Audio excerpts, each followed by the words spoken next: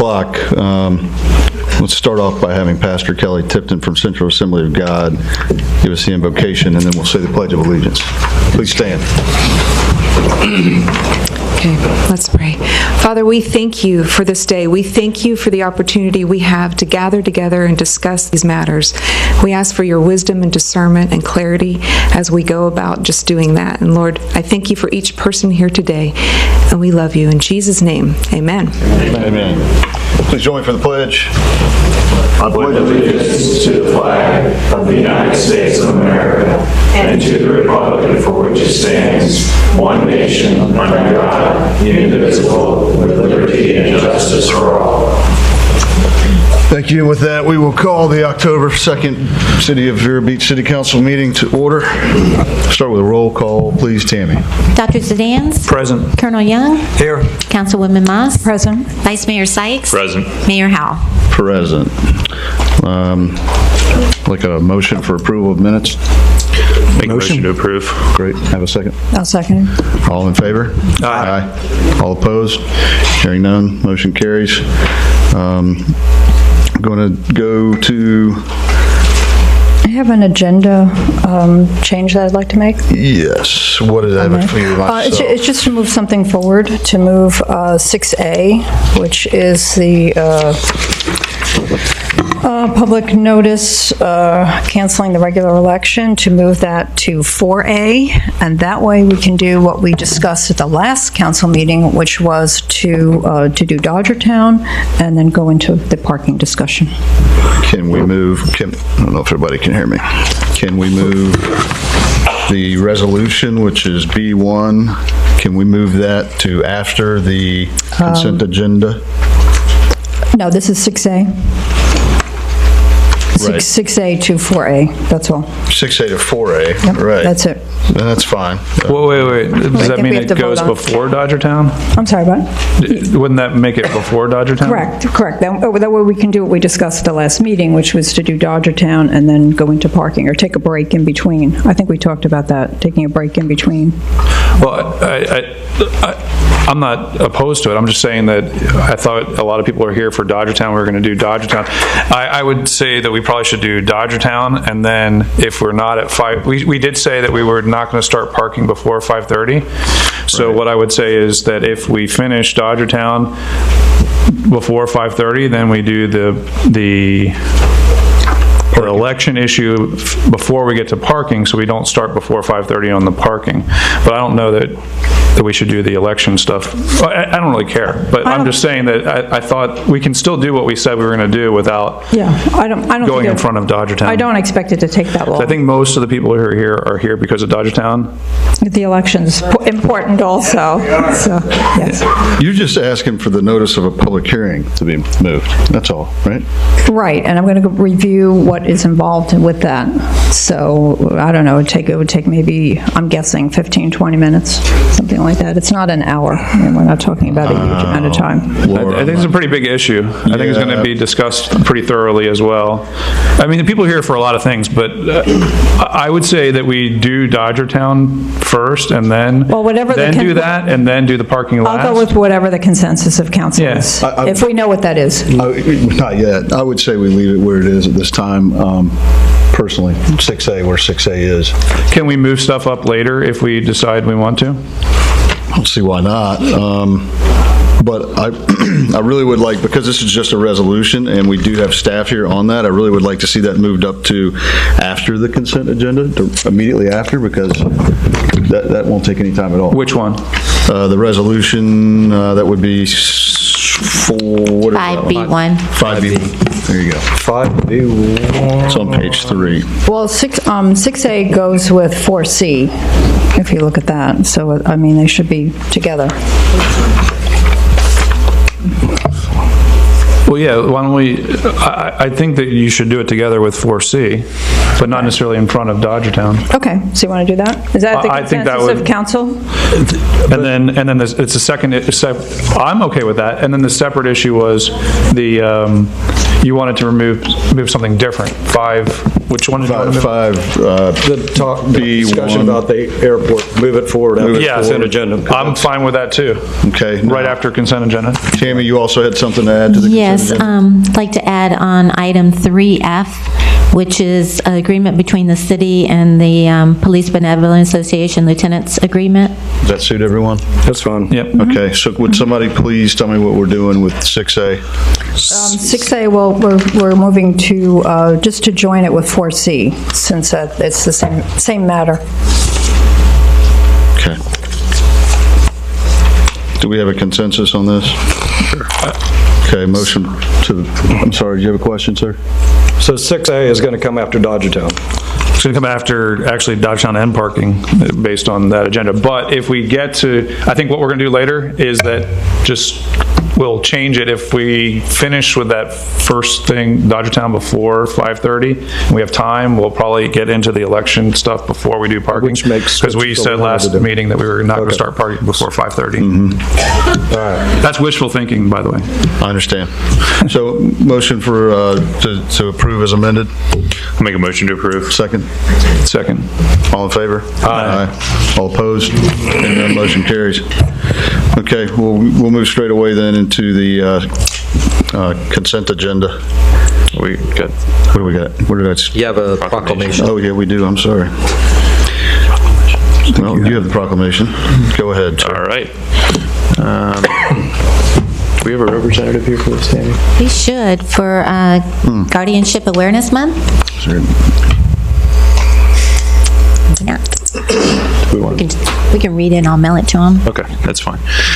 All right, this proclamation is for Guardianship Awareness Month. Whereas our community is home to vulnerable seniors and residents with disabilities, and whereas older citizens in our community and those with disabilities have needs requiring special attention and knowledge, and whereas guardians provide critical daily work and an important voice for our most vulnerable populations, and whereas guardians annually devote millions of hours to ensure the needs of their wards are met, and whereas hundreds of public and professional guardians and thousands of family guardians provide vital services to our citizens, now therefore the City Council of the City of Vero Beach, Florida does hereby extend greetings and best wishes to all observing October 2018 as Guardianship Awareness Month. Thank you. To be clear, we have nobody here representing that proclamation. Is that right? Okay. Thank you, sir. And we'll move on now. Let's go to the consent agenda. We don't have Mr. O'Connor here tonight, but we do have Mr. Falls. So is there anything did anybody have any question for Mr. Falls on the consent agenda, first of all? I don't. Okay. Just want to run through it briefly. Sure, Mayor Hal. On the consent agenda tonight, we have several items. The first one is a contraband forfeiture fund purchase, and it deals with changing the caliber of the service weapons in the police department. The second item is the collective bargaining agreement between the City of Vero Beach and the International Union of Police Association. That's for the sworn officers below the rank of lieutenant. Then we have the renewal contract for the annual supply of Pebble Quicklime for the water and sewer department. That's the material that's used in the water treatment process. And the marina restroom remodel project, change order for Bill Bryant and Associates in the amount of $31,939. That's to account for some unforeseen rotted wood that was found during the demolition process. The next item is community center electrical work. It's a contract with Paragon Electric to bring up the electric service at the community center to meet new safety standards and to meet current codes. And finally, the last item is the agreement between the City of Vero Beach and the Coastal Florida Police Benevolent Association for the lieutenant's agreement for lieutenant ranks in the PD. Any discussion or council questions? Monty, the item D, marina restroom remodel, there's nothing else in this change order that's being addressed besides wood. The change order is just for the rotted wood that was found when the contractor started work on their contract that you awarded earlier. When they did the demo, they found the wood rot. There had to be some design modifications to get that re-permitted with the county. They have issued the permit, and once this is done, the contractor will be ready to put that work back in service. What's the timetable for completion on this project? I'm looking at Tim Grabenauer. He can come up and give you that information.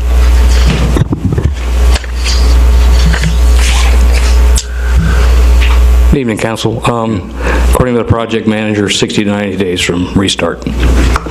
Okay, I hope this does it. I mean, it's just a bathroom project that never ending. So, all right. Any other questions or discussion? No. I'm just going to say I told you so on this one. All right, go ahead. Any public comment on the consent agenda? No, I'll make a motion to approve. Second. Second. All in favor? Aye. All opposed? Motion passes. All right, we'll get into the meat now. Actually, we're going to go to resolutions now. Yes.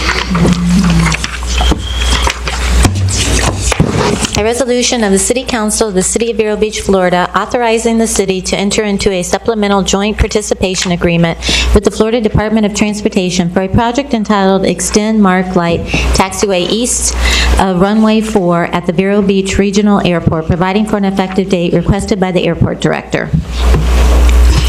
Mr. Manager, how are you? Will do. Thank you, Mayor. I'm doing good. Eric Menger, the Airport Director, and good afternoon, everybody. Just real quick, I wanted to show a picture on this so I could kind of bring it all together a little bit quicker for you.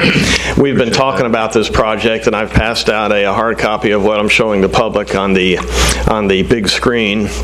This is Taxiway Echo project, and what we're requesting today is to accept additional funding from the state of Florida because the cost of construction has gone up, as it says in the memo, to $3.5 million. It was 3.3, it's about 3.5 now, and that was the lowest bid. You know, the next highest bid was almost $1 million more.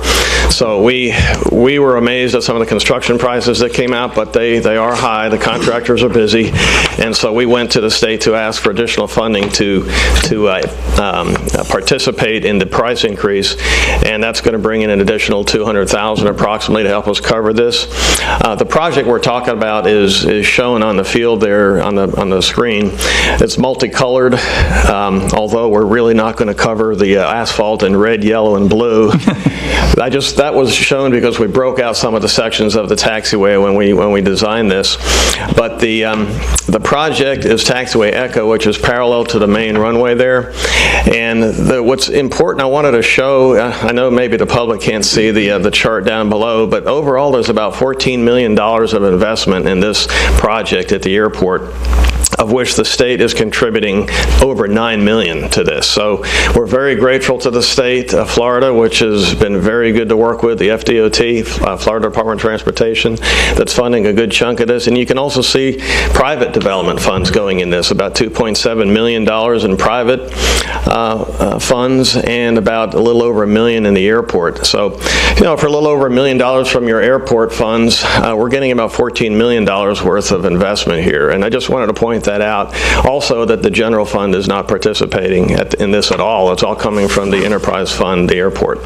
So with that, I'd like to request approval and acceptance of the additional state funds. Eric, just a quick question from my own knowledge. What does this accomplish for the airport? This will construct all the blue, yellow, and red of the picture that's shown there. That's Taxiway E. And that will also accomplish some things that the FAA wanted us to do to improve the safety and the ground taxi safety, to have parallel taxiways around the main runway. And also, it will totally rehabilitate the north ramp. We call the north ramp, which is that big blue area there. It used to be an old runway back when the Navy was here. That's turning that, it hasn't been done in about 20 years, and it's in bad shape, so we're totally renovating that pavement while we're building the taxiway. There's cost benefits of that. You know, we're using the same contractor. They're going to be doing not only building the new taxiway, but also renovating the ramp at the same time. The green area is going to be a different project that's included, not under this grant, but under a separate grant, to build the MRO, or maintenance, repair, and overhaul hangar that we've been talking about for hopefully use by Elite Airways. Oh, good. Okay. Good answer. do you anticipate on the blue section that you're going to get additional tenants down at the end there? And what kind of possibilities for the future ramp areas?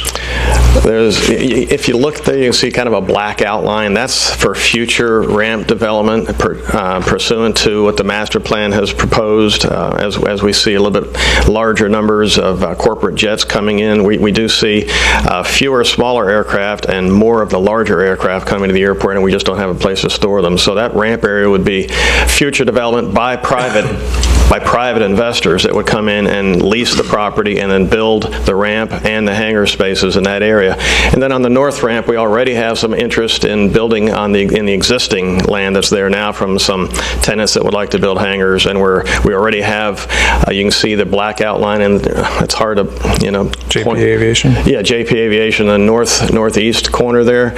They have a lease underway already, and they have a site plan underway, and they are moving ahead with 2 large hangars in that area as well. So, as we talked about in the master plan discussion, and also every time the staff comes before you with each step of this project, the idea is to open up the midfield of the airport for development to retain the self-sufficiency of the airport and to meet the public demand. Any other questions for Mr. Mender? So I just love to point out that we're getting about 10 times return on our investment from what we're putting in, and it's coming out of the enterprise fund, not the general fund. That's right. So they're generating their own revenues to pay for this, and this is exactly the kind of stuff I love to see. Thank you. Yeah. Vice Mayor? I have nothing. Thank you. Great. Any public comment on this matter?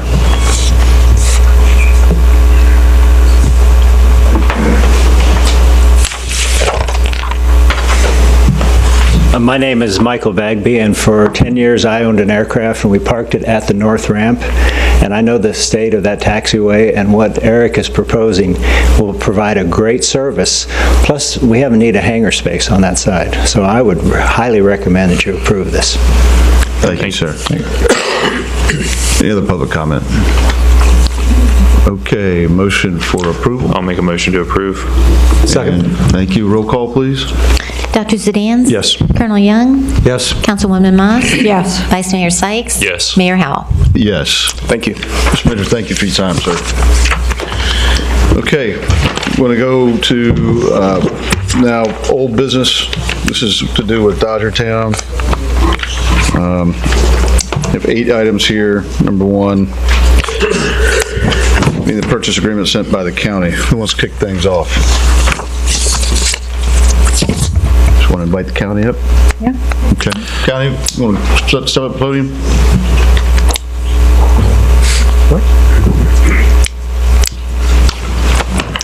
Good afternoon. Thank you. I'll get things kicked off. I think we'd like to reserve Chairman O'Brien to speak at the end if we can ask for your indulgence there after everyone else has spoken. Just thank you for your actions of last month, where you provided the county additional time to work out an agreement between the city. I think that time has been well spent. I do have a housekeeping matter. I'm not as familiar with looking through your agenda as ours. When looking at the backup, it seemed like the purchase agreement from the developer seemed to be the $2.1 million amount. Is there a different attachment there that I missed, or? That should have been revised. That was the only one we were provided with. I did check with the city manager ahead of time. Okay. That was for the developer. Duly noted. Thank you, sir. So I assume are they still at the $2,430,000? They are. Okay. Yes, sir. Okay. All right. So thank you for clarifying that. Since when was that? September 4th, I think. We have worked with city staff. We've been in discussions with Major League Baseball about the historic Dodgertown facility. We initially submitted a contract for purchase to the city staff that was on the county's form. They sent back something that was very similar to what was the developer's agreement. County staff agreed to that document without any changes, so we sent that back. So so that's what you have here, I think, in your backup. So we have made an effort to meet the terms per your city staff, what was submitted by the city staff for an agreement. Just want to talk a little bit about historic Dodgertown. We are in discussions with Major League Baseball to take over that facility, to be the lessee of that facility. Right now, we've had the good benefit to have a great lessee, a great tenant, Mr. Peter O'Malley, former owner of the Dodgers. Going back in history a little bit, 2001, county acquired with help from the city Dodgertown property from the Dodgers at that time. The Dodgers did leave December 31st, 2008. In 2009, May of 2009, we entered into a lease agreement with minor league baseball. After a couple of years, minor league baseball was experiencing some losses at the facility, and they were looking to get out of the lease. Mr. O'Malley stepped in. He was our benefactor. We were very grateful for him coming in there, operating the facility. I think what's happened there has been a great economic impact and an impact on tourism in the city of Vero Beach and Indian River County overall. Whereas what happens there at historic Dodgertown, it may not be as sexy and as fancy as spring training. I'd say the economic impact and the tourism impact is far larger. When you had the LA Dodgers spring training here, it was wonderful. I went to numerous spring training games. I may have even missed a day of high school or so to attend a spring training game. I think the statute of limitations passed on that, so I could admit it. Not you. And so appreciate the history there. However, spring training is going on in peak season. All of our hotels are full. It's great to have the folks come here for spring training, but they had the minor league Vero Dodgers. After that, the Tampa Bay Rays single A team here, and that filled up the summer months, which was great. You can go catch a minor league baseball game. Great. As far as economic impact, though, it kind of locked down the facility, so there wasn't the ability to do what is happening out there now. What they have out there now is they have tournaments going on all throughout the year. September, at the very low point of the tourism season, you've got baseball tournaments, you've got folks coming into town from Indiana, Minnesota, wherever, and their kids are playing baseball in these tournaments there. So what happens is mom, dad, little brother, little sister come along, they stay in another hotel room, maybe over on the beach, while juniors maybe staying on site at historic Dodgertown, although many of their tournaments fill up more than just their rooms and they spill over to all of our other hotel rooms. And that goes on year round. So that economic impact is significant. So I just want to make sure that is not missed there. And there's been some discussion about the potential economic impact of the new development that is being proposed there, and I think that's something that this council should consider. I just also want to make sure that we consider the economic impact of what's there. And the reason the county is over here making an offer, the biggest reason the county is over here making an offer for that piece of property is because we want to protect and preserve what we have there. We want to make sure that we can reach an agreement with Major League Baseball, which we haven't done yet. We have had numerous meetings and discussions with them, and we're working our way hopefully towards an agreement. But we feel that this parcel is key in their future planning there. And I just want to say that we want to make sure that we don't lose the economic impact of what is there today.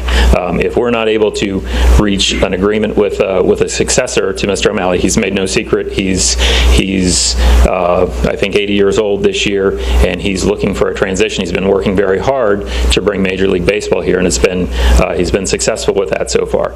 But we have a 5-year lease term that's coming up next May. So if we're not able to reach an agreement with Major League Baseball, the county may have a for sale sign on our property. That's what we're trying to prevent. We're trying to make sure that we have a deal where we can continue the history of the overall Dodgertown, historic Dodgertown property and complex. You had asked us at the last meeting to come forward with some of our development plans. We've submitted that in your backup. Some of our guiding things that we would be looking at is something that is complementary to Dodgertown, not just compatible to be neighbors, but to be complementary, to have some synergies there. One of the things that we will need is a significant amount of green space. We have a parking need is one of the reasons for the property, and we would keep that as a green grass parking area. We're not looking at paving paradise and putting up a parking lot, if you will.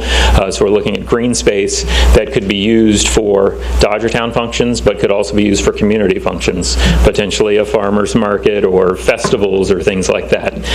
And we've presented two potential options, two very draft conceptual plans that are in your backup. One of those includes a stormwater feature where we would have a minor stormwater park that pulls some water out of the main relief canal. The county's been doing lots of projects to try and improve the health of the Indian River Lagoon. We see that as something that could happen. It would be something that would be a walkable, recreational type facility that would have walking paths along that. There are some potential options for development of the property for things ranging from a museum to more intense development, something that would complement historic Dodgertown. We've committed to no residential development, and I would just say that I think the county has a good plan for development there that would protect a significant amount of open green space, but there could be some portion of the property that's developed that's complementary to historic Dodgertown and would help with the mission there. Back to the economic development, I want to just make one other point. There is a hotel that's under construction right now that's adjacent to historic Dodgertown, Star Suites. The reason for Star Suites, I think you probably know, is the Riverside Theater. They've got to house the actors during the season, but once again, that's just during season. But you can't make a go of a hotel for just that piece of business. My understanding is the reason Star Suites is there in that location is because of its adjacent, that it's adjacent to historic Dodgertown, and that's a major piece of business that they would be looking for. So I think that speaks to the economic impact of what we have there. So the county's position is we're trying to maintain what we have and not potentially be in a similar scenario where we don't have a tenant for that facility, where we're looking at what our options might be to move forward on that facility. So we're trying to preserve historic Dodgertown as a baseball facility, as it has been for decades now. So that's all I have. If you have any questions, I'm available. I actually have two questions. The first has to do with deed restrictions, which I thought would be in there. And as you know, excuse me, my main concern is open space, and I've stated that publicly and at the previous meetings, and I'm looking to safeguard that. I'm not speaking for the council, I'm speaking for myself. In reviewing the email exchange between yourself and Mr. O'Connor, I just want to understand this better, and to refresh your memory, I can read it. And by the way, I do appreciate your offer, so this is just for the community and for myself to understand this. And this was written by you to Jim O'Connor, our city manager. The county has agreed to a deed restriction ensuring that there would be no residential development. I would not recommend a deed restriction restricting the use to recreation or green space. There may be other appropriate uses for the Dodgertown complex that could be precluded by such a restriction. I would add that a similar deed restriction was in place prior to the city marketing the property, and the county agreed to remove the deed restrictions in order for the city to improve the market value for a proposed sale. Mr. O'Connor replied to you by saying, Jason, so the answer is no, the county would not be agreeable to a deed restriction limiting the property to recreation and green space, and you replied, Jim, yes, that is correct. So I'm trying to understand how then what you're proposing, and I know you have more than one proposal for quotes development, which I always wonder about that anyway. How would you differentiate yourself, from a developer? Because that's our option right now. And in addition to that, I'm wondering if we don't want a deed restriction, or you're not willing to give a deed restriction, after hearing the answer, would you consider an easement, a standalone easement, that would say how the property should be used in terms of a management plan for that property that could be approved jointly by the city and the county if it is to be developed? So that's part 2 of the same question. Thank you. Okay, so yes, first of all, we have agreed to a deed restriction to not allow residential development there.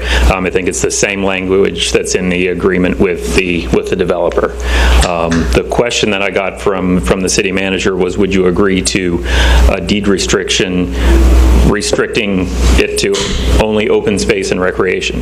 My concern is we may have a need, does stormwater fit into that, for instance? We may have various different needs that would not fit that definition. And to the point of my email, in 2015, there was a deed restriction on that city property that limited it to only recreation open space. The city came to the county and asked us, because we had vested rights in that, it couldn't be released, that deed restriction couldn't be released for various reasons without the county providing permission. And there was an exchange there. There were different things that the city got and different things that the county got for full disclosure. But the county agreed to release that deed restriction so that the city could market the property. The city said, we want to market this property, so we released that. Well, I guess I'm going forward, and I think this was discussed at the county commission meeting, one of them, and I know you've had more than one meeting on this topic. But one of the meetings, something was discussed by one of the commissioners about a hotel, or that type of development, that nature of development. Would you comment on that? So there is the potential that something else could happen. One of the things is we don't have an agreement with Major League Baseball yet. We don't know what their intentions are for that property. We don't want to place a limitation on that might interrupt the plans of what Major League Baseball has. That could be numerous things. I would say that the differentiation is that the county would be doing something that is not just compatible with, but complementary to the use of historic Dodgertown. I mean, if the city wants to have the property restricted for open and green space, we could go back to 2015 and the city can unilaterally place that deed restriction back on the property. We have to answer to our taxpayers that we're paying a price that's based on that deed restriction not in place, but then to voluntarily add that back would I think we have to make a good financial decision for the residents of Indian River County. I think it's a great question, because I think there's a lot of people, most of the people in the public, including like people writing columns in our paper, who are saying that this is all about a choice between green space and development. And you basically, correct me if I'm wrong, but you just said that you have exactly the same deed restrictions as the developer proposed. The same language, actually, is what you said. So I think that's important for the public to understand, that this whole thing has been misconstrued as a choice between green space and development. Well, that's not what's happening. Is that an accurate statement or an inaccurate statement? I would say that first off, the county has a continued need to have the green space just to provide the parking that's needed for that facility. I would also say that if the county were to do something that is an intense development, first off, we're not in the property development business, so the county's not building any hotels. I can assure you of that. But we're not in the land development business, and I can say that if the county were to try and develop that in an intense nature that the public didn't like, these same folks would show up at our meeting, okay? The developer doesn't have to worry about that. Well, the developer the point can is do that what they will. It's being presented as a choice between green space and development, and that's not really what the choice is. Your term sheet that you have, which is public record with Major League Baseball, says nothing about maintaining maintaining this property for future development. The only thing it talks about is parking, and that's something that has been offered by the developer, and to be put in writing. So I don't quite understand. You're negotiating. You're saying that the justification for this is something that's not even in your term sheet within negotiations with Major League Baseball. Is that correct? No. No. Okay. I would say we have. I read through the term sheet. Was there somewhere in there where it said something about this Dodgertown Golf Club property that I missed? The term sheet says requires provision of parking for home and stadium events. Okay. So it's not well defined, but home and stadium event, as we've come to understand it, is something like the Jackie Robinson game, something like a Jake Owen concert, something that's going to bring 5,000 or 6,000 people to the facility. So right now, the way we do that is we have a parking license agreement with the city to park on this very property we're talking about. And saving that, if there is not, if that becomes unavailable, we have the 2 airport parcels across aviation that we have a parking license agreement with the city to park on, and we have the DT Commons triangle piece there that's between Dodgertown and Aviation Boulevard that we have a handshake agreement with DT Commons. Historic Dodgertown mows the grass; they're allowed to park there.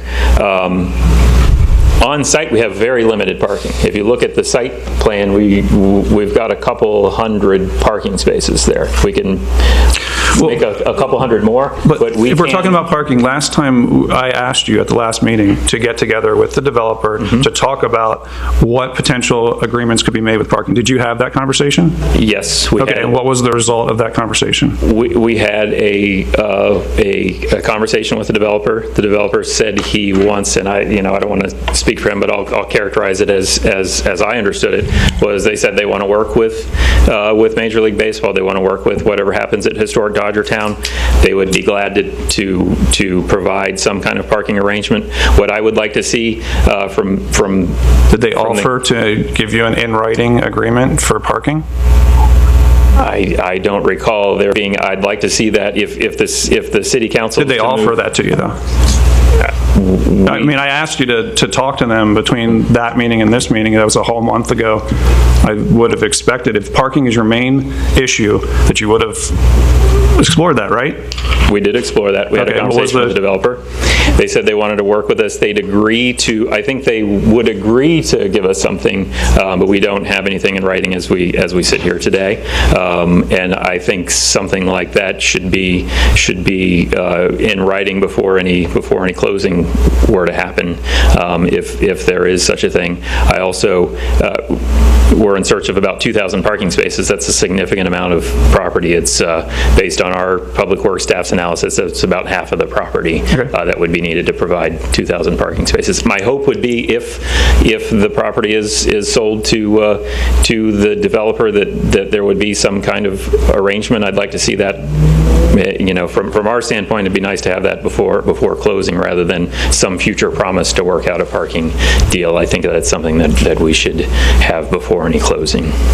So Jason, having listened, what is the primary intent for the county? What's the major objective that you're trying to obtain with the purchase of the property? So I think from the feedback you've received from the public, there's obviously a lot of desire in the public to preserve what's there on the 35-acre parcel. From the county, we see that as part and parcel to what's there on the 72 acres that the county has. We think that the whole piece is more valuable together as one complex, and we see this parcel as something that is key in securing the future of the other 72 acres. If this doesn't work out and we're unable to reach an agreement for a tenant there, we may have a for sale sign on the county's property at some point. So that's the situation we're trying to avoid. Is it fair to say that what you're striving to obtain is favorable conditions to reach an agreement for Major League Baseball? Is that right? Yes. Okay.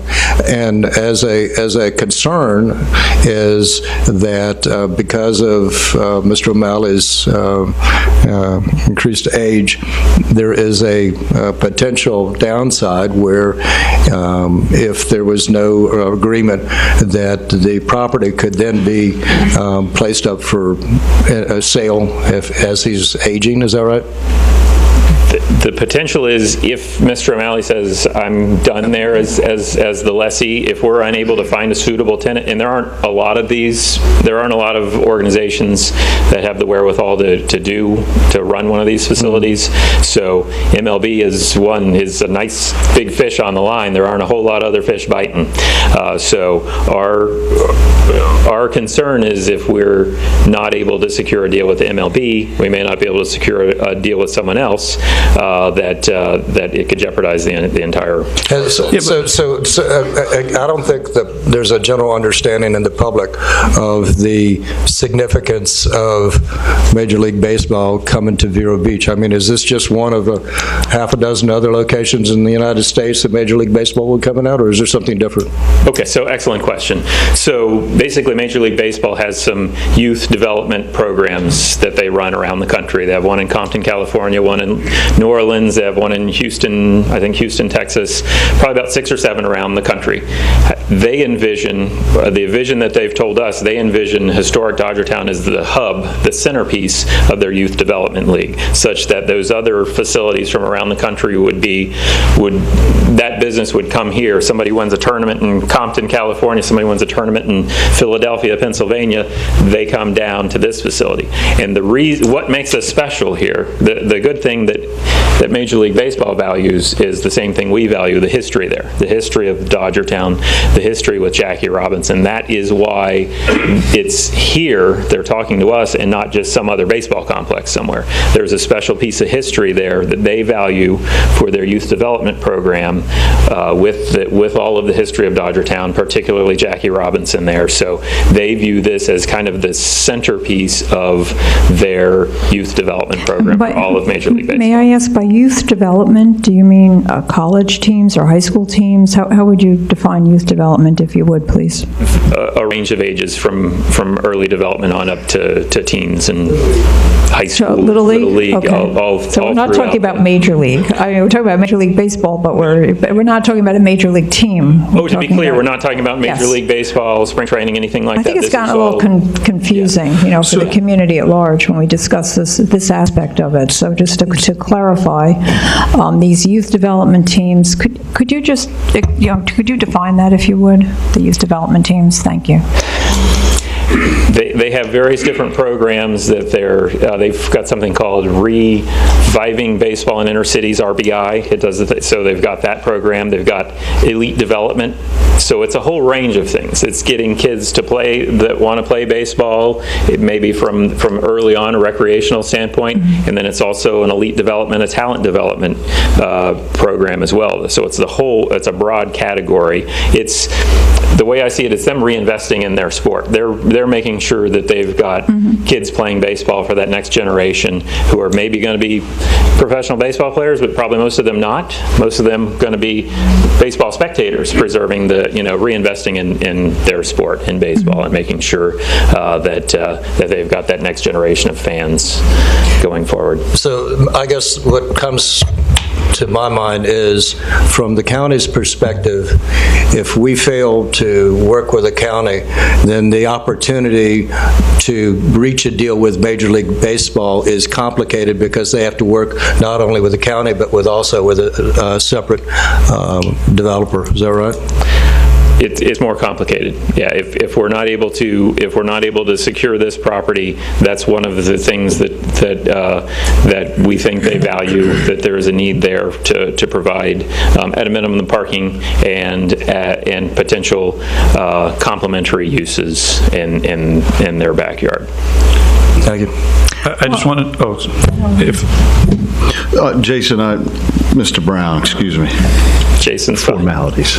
Jason, I'm going to try to save most of my questions or comments to the end, but I do want to make just one statement and then I have one quick question First of all, Major League Baseball is made up of 30 teams that are worth $1.645 billion on average apiece. I got that from, I believe it was Forbes. So I feel like if Major League Baseball wants to make a deal, they can do it anytime they want to. They could have done it 10 years ago, 3 years ago. They could do it 20 years from now. So Major League Baseball, all their money, really has a lot of power in decision making, and I'm confused why they didn't come forward earlier.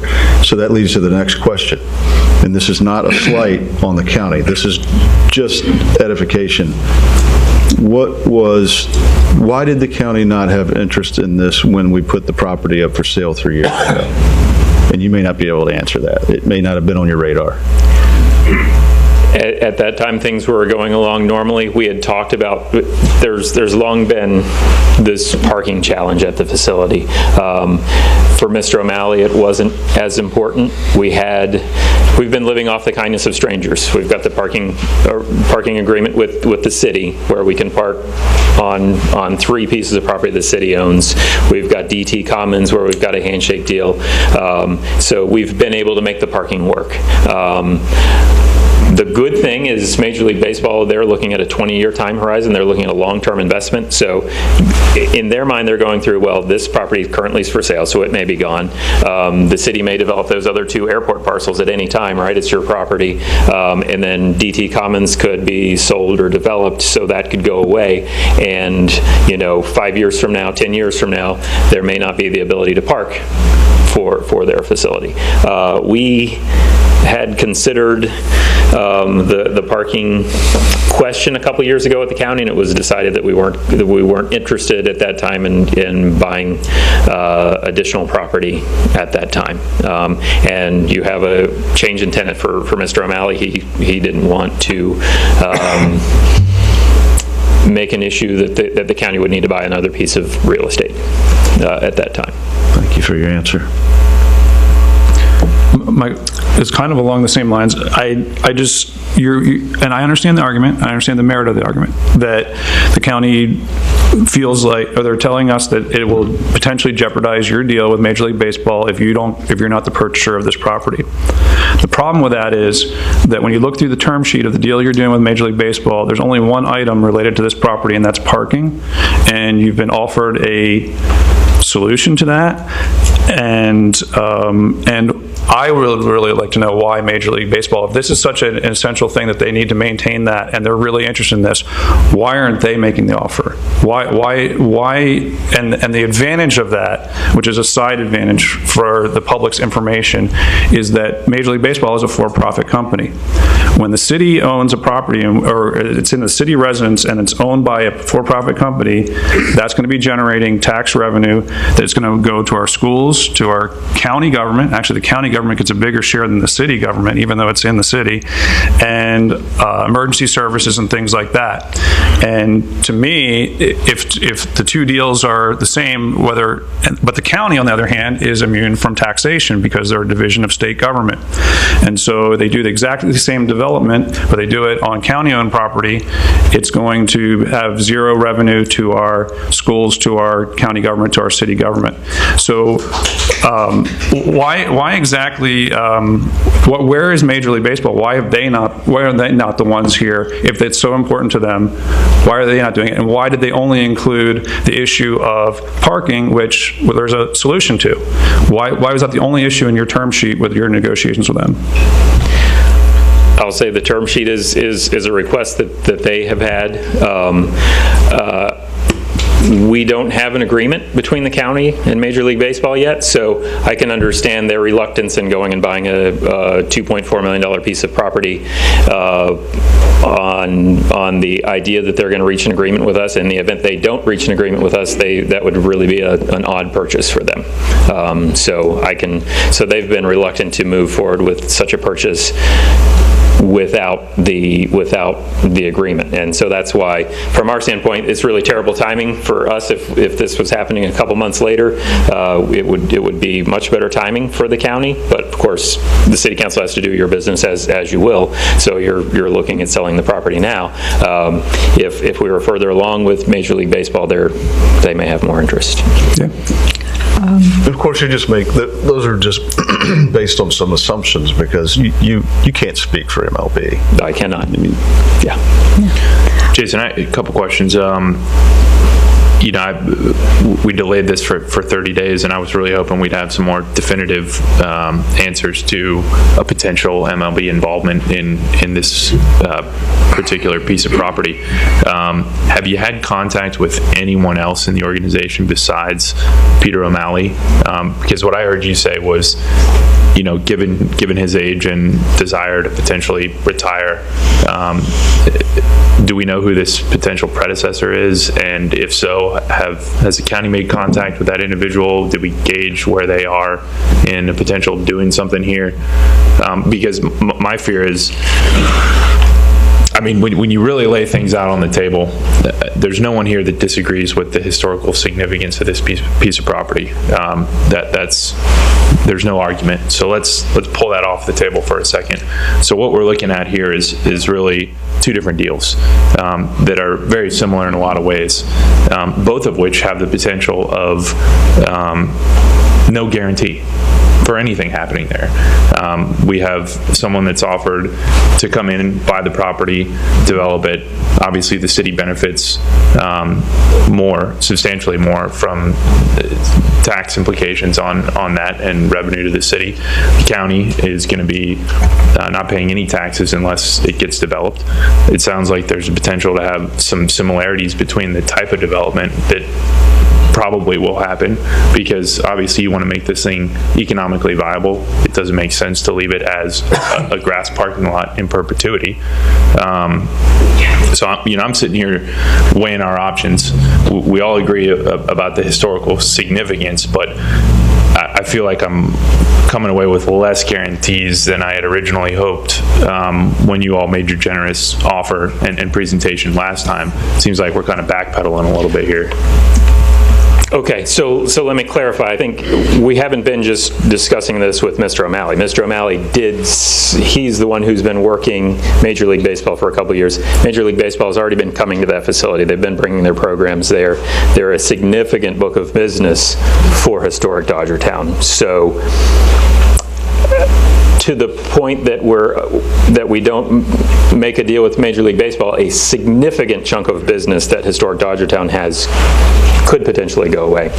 We have been meeting, county staff, our outside council has been meeting with Major League Baseball. We've had a couple of face-to-face meetings. We've had numerous phone calls. So we are trying to work out a deal directly with Major League Baseball. It's to the point Mr. O'Malley has stepped away. He's kind of set up the blind date, and we're off on the date with Major League Baseball. So we have had numerous discussions with Major League Baseball. I wish I could tell you today that we have an agreement in hand. We're not to that point yet. Do you know when you would expect to be to that point? What the possible timeline or time frame might be? Yeah, over the next couple of months, we should have. We would hopefully have a deal. We will know in a couple of months. Yeah, we should have a deal within a couple of months.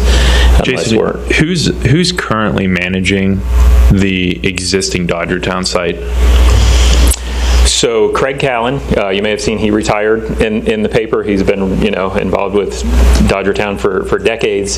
He technically retired. He's agreed to stay on, so he is in charge of the facility. There are numerous other folks. They have, I didn't go into it, but there are 27 full-time and 90 part-time employees there at historic Dodgertown today, operating that. So Craig Callan is the one who is maintaining, or who is running the operation for Mr. O'Malley. There's actually 5 partners, but Mr. O'Malley is the lead partner there. And that's all property maintenance on site? They take care of the property maintenance. They attract the business. They say, oh, we're having the President's Day tournament, we're having the Labor Day tournament. They get all of the folks that come there and utilize the facility. The Canadian Football League teams that train there, the Chinese national baseball team, the Korean professional baseball teams, all that stuff. They're managing that as we go.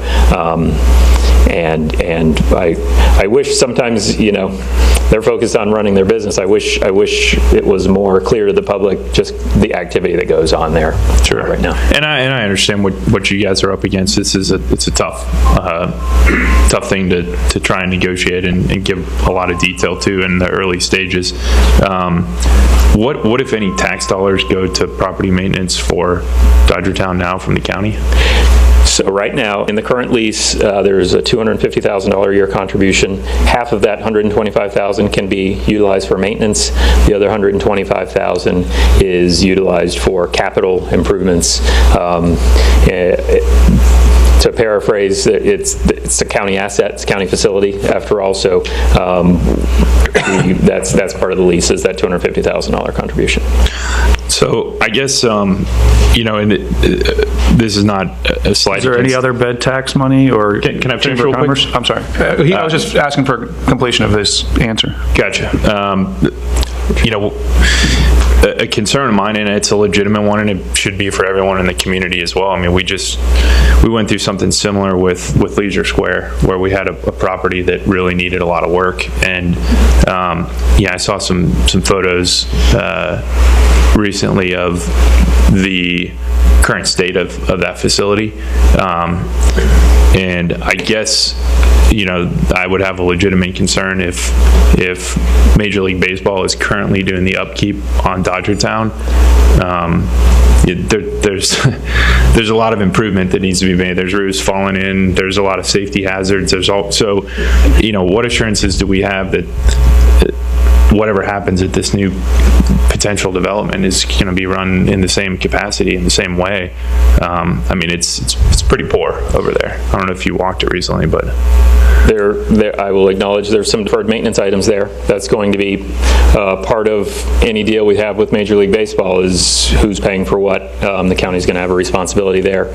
As there are facilities, it's kind of like if you sell your house and then somebody has the home inspection done, they said it needs a new roof, they're going to deduct that from the contract price, right? So I will say there has been some deferred maintenance there. The county's going to be responsible for a significant portion of that in a deal.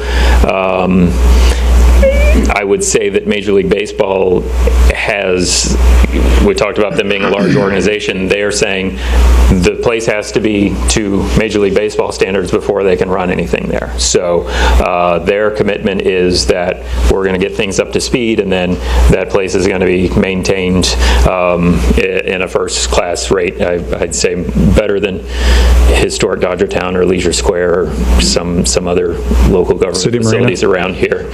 City Marina. Yeah, okay. I do expect that Major League Baseball would maintain it very well, better than probably we maintain a lot of our facilities at the county. And I think, to Val's question, there's another $75,000 of tourist tax that is provided to in the lease for marketing of the county for tourism. So in addition to the $250,000, there's a $75,000. I think you specific to Dodgertown. Specifically for Dodgertown, yes. So that's the total amount when you include the tourism dollars. And when is the MLB lease up? The lease with Mr. O'Malley, there's a 5-year term. It's renewable 5-year terms next May. Okay. And you've gotten no communication or assurances about intentions to renew the lease? I don't know what his intentions are. I just know that his discussions with Major League Baseball have been about securing a succession plan to him, to make sure that we can get that in a deal that's going to see that property through for the next 20 years. Sure. Well, I know none of us here are clairvoyant, but you know, it's worth walking through the hypothetical. If the lease is not renewed, you all have acquired the Dodgertown Golf Course parking lot. Now we have this contiguous huge piece. You know, what happens then? You know, that's a serious concern, because I can see, you know, you're sitting in the position like we are right now, which is we have this piece of property. You're going to have developers potentially, if you list the property, come on board. Obviously, there can be restrictions, et cetera, et cetera. But yeah, I think in full disclosure to the community, everyone should be well aware that regardless of where you are on this, there's a potential that we end up with something that's not Dodgertown at all in the future too, right? It's an interesting conundrum. If we don't get the property, it makes it harder for us to get a deal with Major League Baseball. If you do get the property, Major League Baseball doesn't renew their lease, then you've got a facility with lots of deferred maintenance and obviously a contiguous piece of property.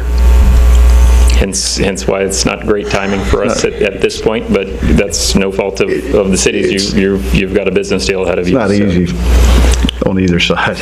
Right. It's not an easy situation. You addressed the matter of deed restriction. Thank you. But what about an easement, a standalone document that would take the form of a management plan that would be approved jointly by city and county? Is that something that might be considered by the county? We could consider it. I can present it to my board if that's what the city council wants. Obviously, I can't make a commitment for the county commission, but if you say this is what we'd like to see, I'll present well, it back if to the kind county that kind of document were to exist, then the city still maintains some kind of input into what becomes of it. So we're not, Councilman Sykes made a very good point that it could be sold to the county and end up being developed. We don't know. So maybe an easement would be a way of coming to terms with that issue. So, Councilwoman Boss, maybe we could approach it in a different way too. I mean, we're all sitting here hoping and praying that Major League Baseball is going to be the one that comes in and saves this and builds something incredible for our community. So, I can see from their perspective why they would not want deed restrictions on that property, because you really paint yourself in a corner as to what could be done there and the potential of highest and best use for the entire contiguous piece. But perhaps there's a way to do something where, if the MLB deal falls through, they don't, renew their lease, we get first right of refusal, or there's a way to make sure that a deed restriction then goes on that property to preserve a portion of it for green space or something. Because I don't want to limit the county's potential to get MLB signed on to do something great there, but in the event that, right, everything have a backup plan. Yes, there's a backup of sorts. Because I sit here,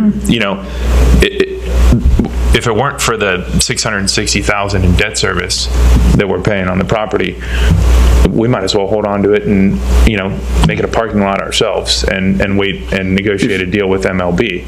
I'm trying to get to a way that we can have a compromise here for the community.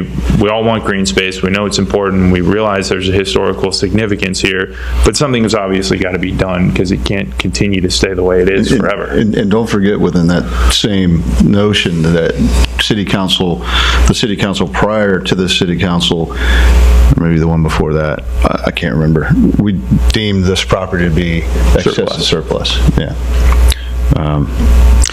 Okay. Can we hear from Commissioner O'Brien and the other people? You're all finished with Mr. Brown for the time. Well, I just had one more question. That was on the funding, and the funding was coming from my favorite fund, as you know, the Tourist Tax Fund, number 119, which, come on, half of that, if half of that belongs to the city, and by the way, I'll get with Jeff Smith on this, I guess, or if he's the right person, but there has to be a bank account or something, or where does that money go? Because half of it is the city's money anyway. I already said this at the last meeting, and I know $250,000 is the smallest part of it, but half of that would buy me a new lifeguard stand.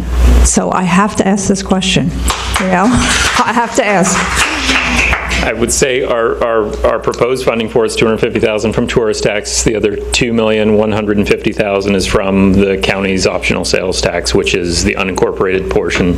There's a $250 strictly the county's half of the. Because I'm using half because generally that's about what it is. And for those who don't know, With regard to the tourist tax, there are two separate and distinct taxing districts. Taxing District 1 is the City of Vero Beach only, and Taxing District 2 is everything else other than the City of Vero Beach. So there are two entirely separate taxing districts. That's why I'm asking this question, because funds from both of those taxing districts go into this number 119 fund. So I don't know if it sits somewhere in a bank account and they are separate and distinct amounts, or if it all gets, lumped together, and then I'm buying, or the county's buying something with the city's money. I don't know. It could get complicated. So we'll have to look at that. And that is a lifeguard stand. Jason, correct me if I'm wrong. I don't want to get off target here, but the tax money is not something that you can use to build something like a lifeguard stand, correct? And I may be wrong. Our current code does not allow for that use. Right, that's what. The state statute allows for it.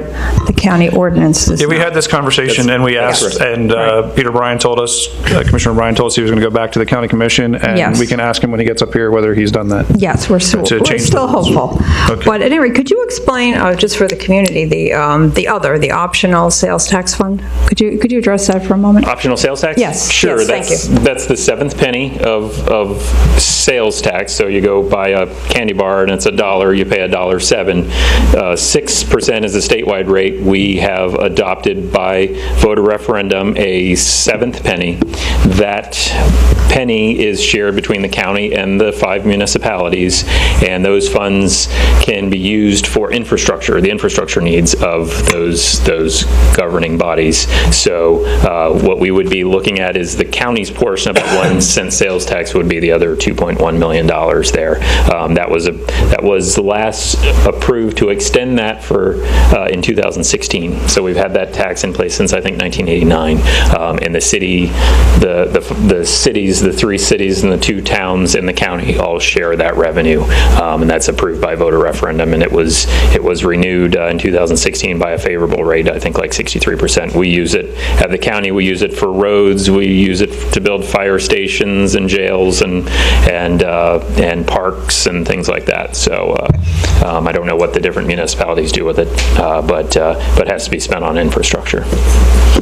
Thank you. Thank you, sir. If nobody has any other questions for Mr. Brown at this Mayor, time. I have a question, if you don't mind. Sure. And it has to do with taxation. And Jason, if you don't, I don't know if maybe Mike Zito might know, but, and please forgive my ignorance about county-owned property, because we deal with municipal property all the time. But when the city obviously is a landlord and leases out a lot of properties, if it's a for-profit entity that is leasing the property, they are actually taxed ad valorem taxes on the value of the leasehold, which ultimately I believe that property appraiser probably looks at it as the value of the property, and they tax them on that. Is the same concept work with county-owned property if it's a for-profit organization that's leasing it from the county, or does the county's exemption follow through? Is Major League Baseball exempt somehow if they're a for-profit? So, yeah, great question, and I don't know if Mike has a better answer than me. I'm not certain. I think it's treated the same way for cities and counties. If you're leasing to a nonprofit, it's not taxable. I think certain of the assets, I think the land wouldn't be, but some of the improvements on the property, I think are taxable, but I'm well, if you follow the statute, it's the value of the leasehold, but how the property appraiser calculates it, I'm not for sure. Yeah, and it's probably a question the property appraiser's office could answer. But I didn't know if it would automatically be exempt, or if in fact it could still end up on the tax rolls if it's a for-profit organization. And like I said, I don't know if maybe. So I did call the property appraiser's office and ask them, and they said that, consistent with what I just said earlier, that the county, because it's a division of state government, is exempt from taxation, and therefore it does make a difference whether it's owned by the city or the county. The county will not, even if it's for-profit, doesn't matter. But that's my understanding, and maybe I misunderstood, but I would love to. They're the ones that have to interpret that, so. Yeah. I'll defer to them. Thank you, Jason. All right, thank you. This time, I think it would be appropriate to invite Mr. Hubbard up to the podium. Are we going to finish with the county first? Let's, I mean, I don't want to have like a debate back and forth. Can we just each make their presentation and Probably then we'll get public? idea. Yeah. Let's, good suggestion. Let's do that. Chairman O'Brien. Is it evening yet, or are we still in the afternoon mode? We're getting to evening, I think. Now. Good afternoon and evening. Well, let me go ahead and answer Councilmember Zudian's question first on the tourist tax. I did get a letter from Councilmember Moss a month or so ago, and I actually had that issue ready to go on our agenda on the 16th of this month, and then this whole Dodgertown thing came up, and I just didn't want to have two big issues like that going at the same time, but it will be on the agenda in November, so we'll have that ready to go. And that is fine with me. Thank you, sir. Absolutely. I want to clear up a little confusion. I've heard a couple of y'all mention about when the current MLB lease expires.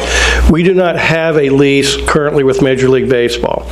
We have a lease with Peter O'Malley, and he's got a separate LLC with a couple family members, and then two of his former Dodger pitchers are part of the 5 members of that LLC. That's who we have the lease with. Most of those members are pretty much silent partners. It's Mr. O'Malley who's really kind of does all the day-to-day stuff, and it's that lease with Mr. O'Malley that will expire May of next year. We're talking to and negotiating with Major League Baseball, but we don't have a lease with them currently. As far as the deed restriction, if you go back and look at the contract from the developer you have in your packet, he says, I won't build any residential, and we'll figure out the wording on this later. Okay? In our contract, we specifically say that we will agree to a deed restriction to prevent any future development. And why that's important is the deed restriction runs with the land. So if 20, 30, 40 years from now the county were to ever sell the property, that deed restriction would run with the land. Now, the contract offer you have from the developer, that hasn't been specified yet.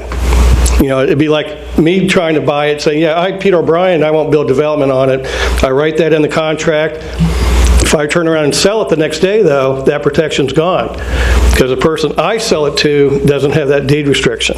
So that's an important thing in the two contracts. We have the specific wording that we will agree to a deed restriction to prevent future residential development, and that will run with the land, and whatever Dylan and Mr. Comment come up with, we're happy with the deed restriction. So I think that's important to know. I think it's also important to step back, and I understand very much the council's concern and consideration of the economics of the property. But if we go back to 2015, keep in mind with those original restrictions only to be used, and just to make sure we're all on the same page, the property can solely be used as a municipally owned public golf course, green space, or park-like setting, or number 4, any combination of the foregoing 3 uses. That property basically was zero value to the City of Vero Beach. No one would give you $10 for something with those kind of restrictions on it. So in 2015, when the city asked the county to lift those restrictions, you now had a property that you could market, and you got a $2.1 million offer on it. So I would make the point that because of what the county did working with the city, we took a piece of property that had a zero market value, and we're bringing the city $2.1 million. Subsequently, when we went to offer $2.4 million, that offer got bumped, and so now we have brought the city $2.4 million from what was in 2015 zero value. So I think when you talk about the economics, you need to factor in that because of the county cooperating with the city back in 2015 and the offer the county is making tonight, we're bringing $2.4 million directly into the city coffers that would not have been there if we hadn't lifted those restrictions. Jason briefly mentioned what historic Dodgertown is currently bringing in now, but if you look at the last 4 years, the information compiled by the Treasure Coast Sports Commission, last 4 years, historic Dodgertown has averaged $15 million a year in direct spending. That's money coming into your hotels, your restaurants, your shops, all of your businesses in the city and out of the city are benefiting to the tune of $15 million a year by what Historic Dodgertown, Mr. O'Malley's group, is bringing in. Then well, let me just jump to this. One of the things that I've been on the board for 12 years now, and I think the vote I'm probably most proud of will be when we voted to purchase the conservation easements on the Sexton Ranch and the Paget Creek ranches, and thereby preserving thousands and thousands of acres for future generations. And it may not be this generation that will appreciate it, and it may not be the next generation that will appreciate it, but one day, I promise you, there will be some folks here and they'll look at that land and it'll still be open space, there'll still be cows running and deer and everything else, and they'll say, damn, those were some smart commissioners when they voted to preserve that land.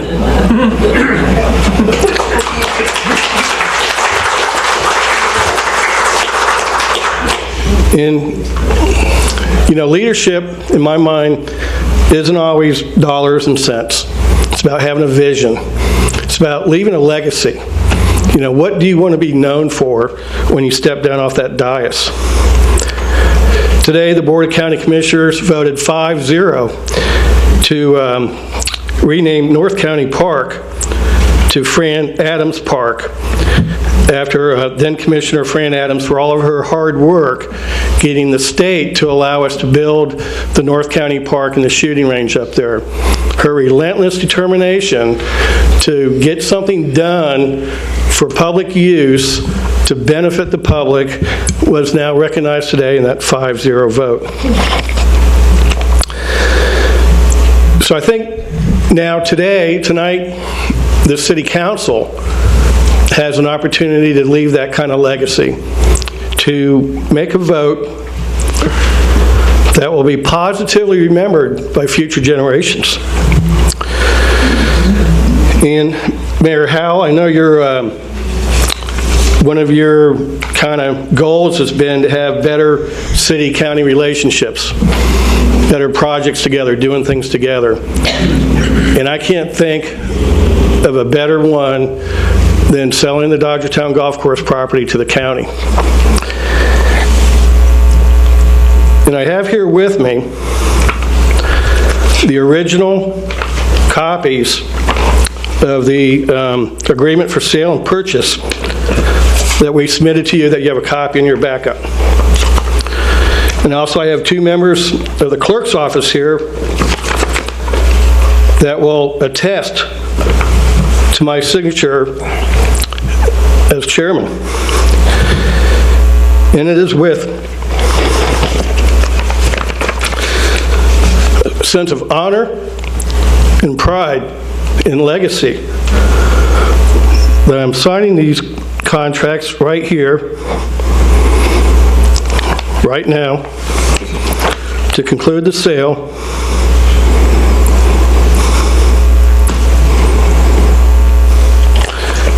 and Mayor, there's a place for your signature.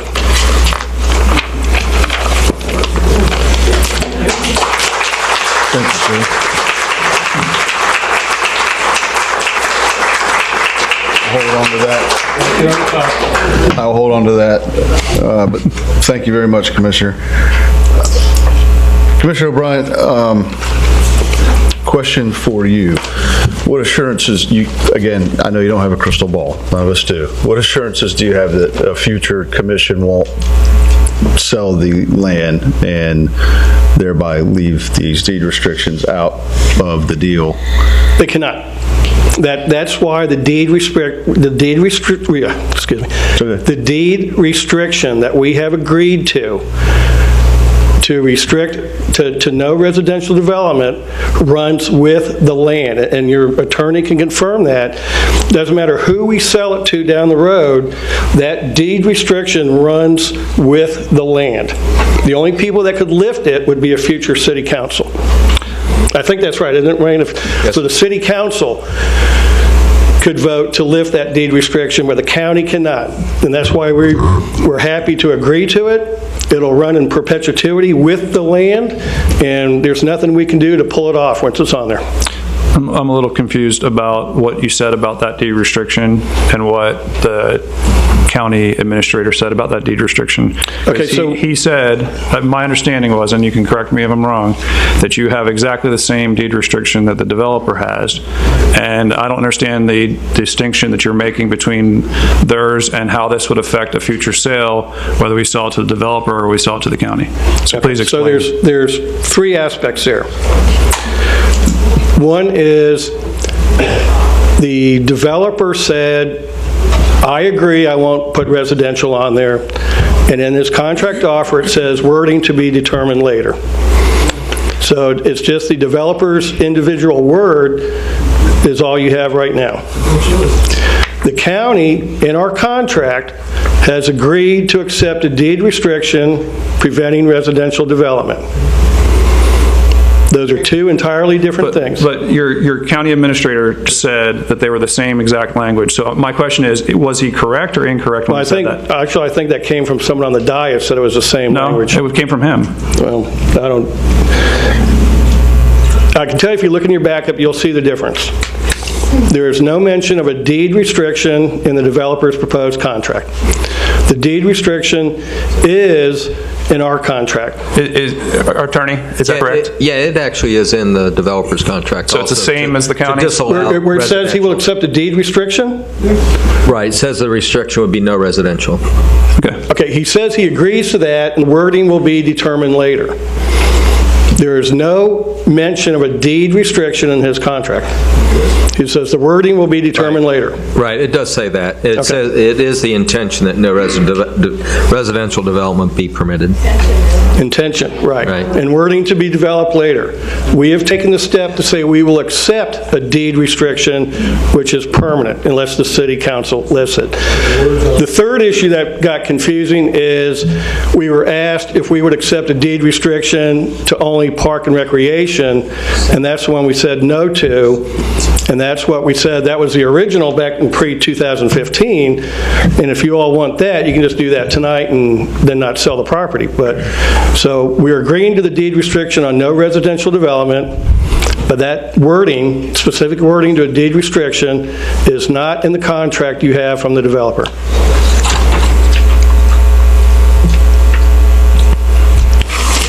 Mr. Brown.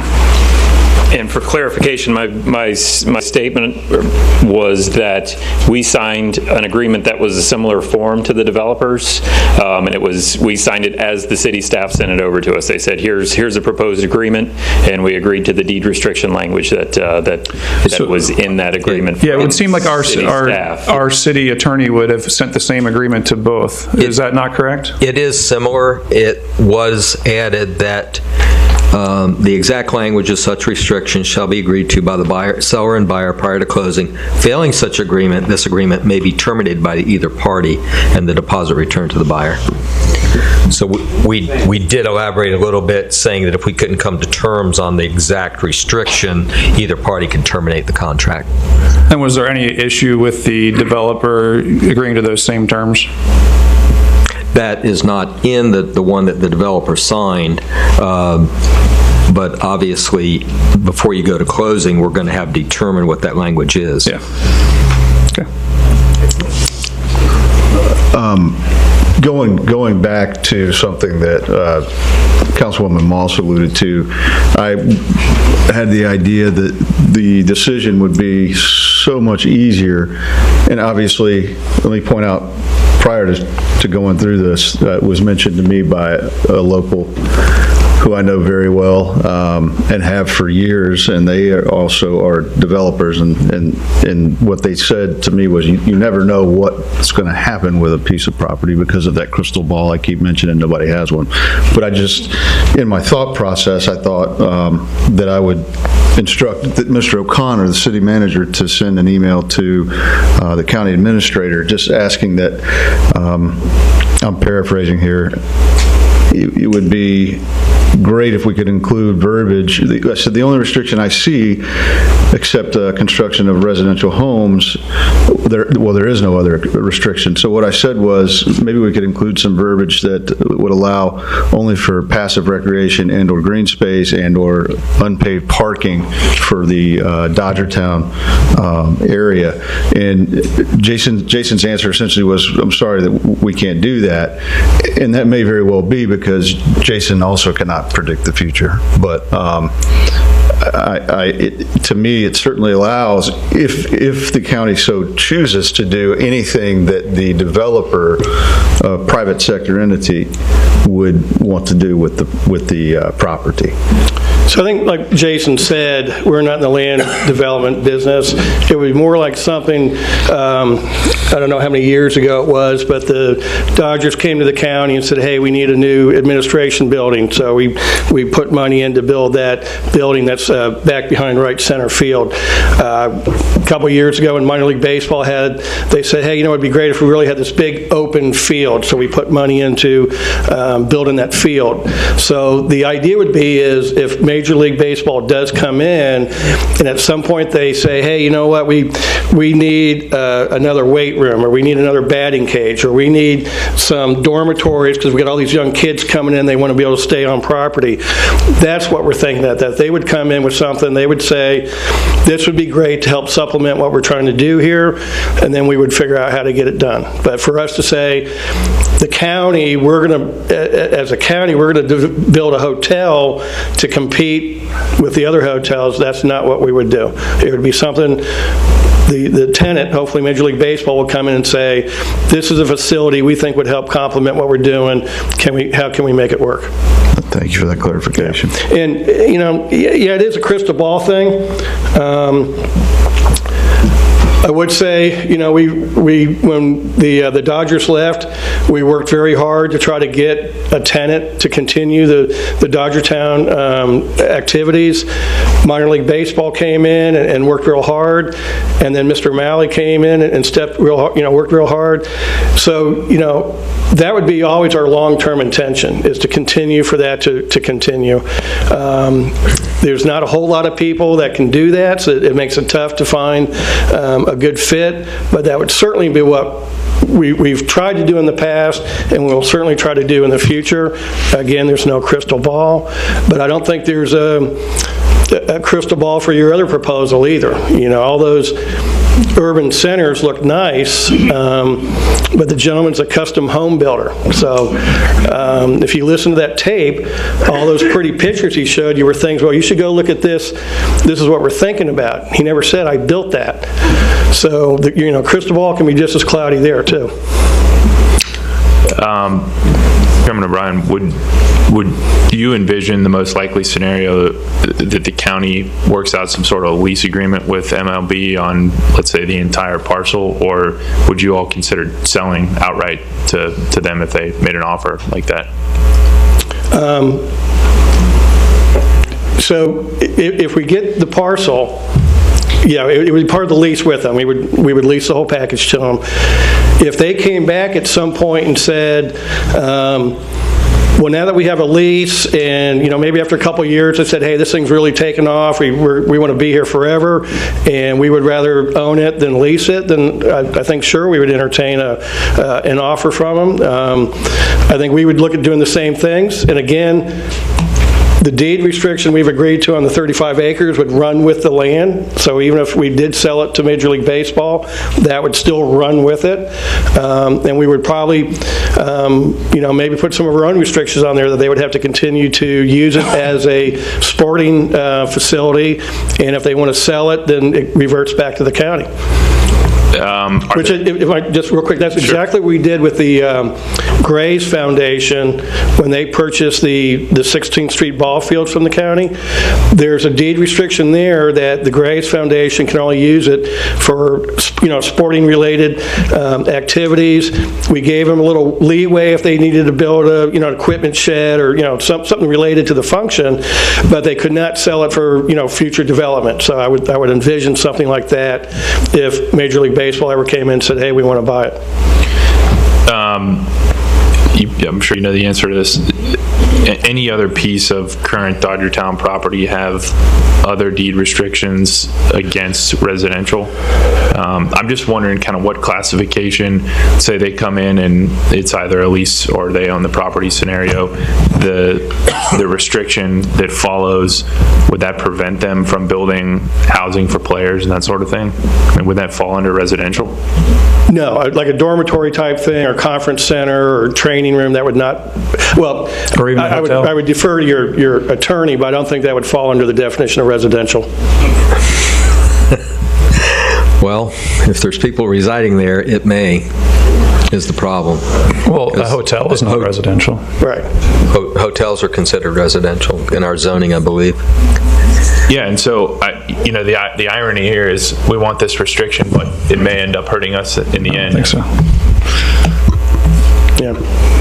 So I didn't realize hotels were residential. I thought they were transient. But. Well, they were. They're commercial. Obviously, they're transient, but it's going to depend on, the actual zoning. Okay. Is that a good question for your attorney to answer? Sorry. Thank you. I appreciate it. Yes, sir. Anything else? Thank you. Thank you very much for your time. Thank you. Thank you, Commissioner.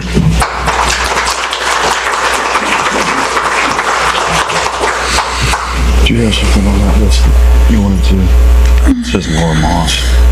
Yes, I think that Mr. Hubert was first, but I can go through mine very quickly if you wish. It's just What you want to do first? This is just some factual information that I had requested, just basically a Q&A. The first one was the Dodgertown maintenance cost. So the annual cost is very minimal.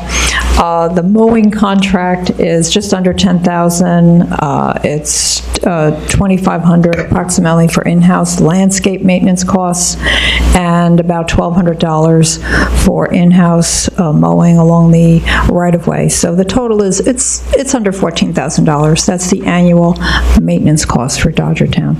Golf course. Golf course, excuse me. The debt service, that's another matter. That is not minimal by any standards. And I'll just read it. This is from Cindy Lawson, our finance director. The remaining debt service on the current loan is it's about $4.5 million in principal. It's $4,527,148 in principal and $757,580 in interest, for a total of $5,284,728. So that's what we owe, and I had asked in addition to that for a schedule, a repayment schedule. So the repayment schedule, she broke it out, and this is broken out. This is one of our documents, which is available, I think, on the city website. But it goes from 2019 through 2026, and per year, this is the total figure, and I'm rounding it off. It's about $660,000 per year, and over those years, 2019 through 2026, that's what gives you the total of the $5 million. I'm going to call it $5.3 million, because what we're being offered, as we know tonight, is $2.3 million. So I know, 2.3. Oh, yes, I know, 2.4, thank you, sir. But just, if we can speak in round numbers, it makes it easier. So we owe, let's say we owe, 5.3, and we're being offered 2.3, 2.4, all right? Because we all can do that math. So there's $3 million left of debt service. So the city will still be paying that debt service. And we all need to be aware of that if you're a city resident. I know there are people who are not city residents here, but I'm speaking to the city residents. That's $3 million. So the property will be gone, okay, and I'm not taking sides in this. If we sell it to either side, we're still sitting here with about approximately $3 million in debt. And I know we've been talking about two options, but actually we have three options. Don't sell anything. We don't have to sell. It's not on fire. There's no, in fact, it was mentioned earlier, well, why weren't you interested 3 years ago? It doesn't matter. The point is, keep in mind, we have a third option, and that is we don't have to sell right now. We can leave it for the city, for our own legacy. And I said this at the last council meeting, but I'll repeat it because it's brief. Remember, we have two pieces of property that will be coming available to us for development or however we choose, and that's the power plant property and the wastewater treatment property, which are both listed under section 5.05. They're both protected pieces of property. So they're going to go to referendum. So you'll get to decide how to use them. And we've discussed this publicly in the past. The time frame for the power plant property is 1 to 2 years. The time frame for the wastewater treatment plant is 3 to 5 years. So within the next 5 years, the people of the City of Vero Beach, will have before you two pieces of property that you will decide how to use. I don't know what you will decide. You will decide. I think we're in a very exciting time. What I'm thinking is, and I have said this, why don't we wait until we do that?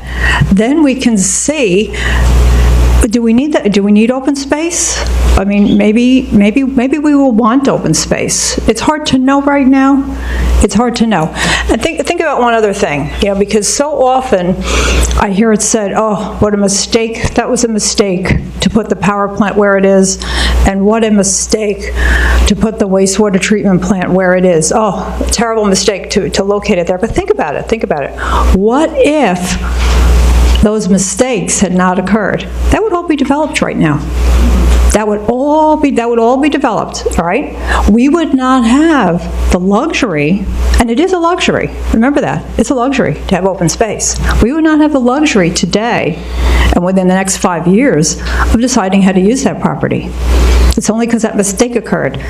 So my thinking is, what I would choose to do, if I were the only person deciding, I would hold on to it. I mean, we've already spent a huge amount of money, and I'm not going to comment on whether that was the wrong price, the right price. I don't know, and I don't believe in judging the past, by the standards of the present. Whether it was right or wrong, we've already paid for it. We've already paid half, all right, and roughly, actually more, because we've paid $8.9 million to this point. Yeah, we paid. You're right, because with inflation, the $10 million, as you know, it was $10 million. That was back in 2005. So today, that might be $12 million. But we paid roughly half of it already. And even if we make this sale, we still have another $3 billion to go.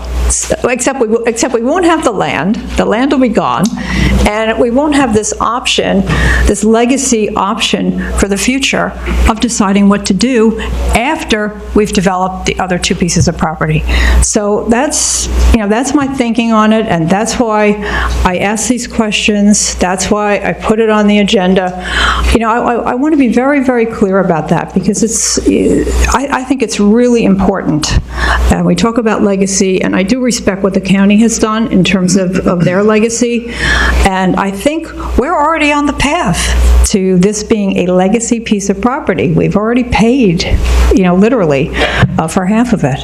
So, and as I said, if we sell it for the price being offered right now, we will still have debt service.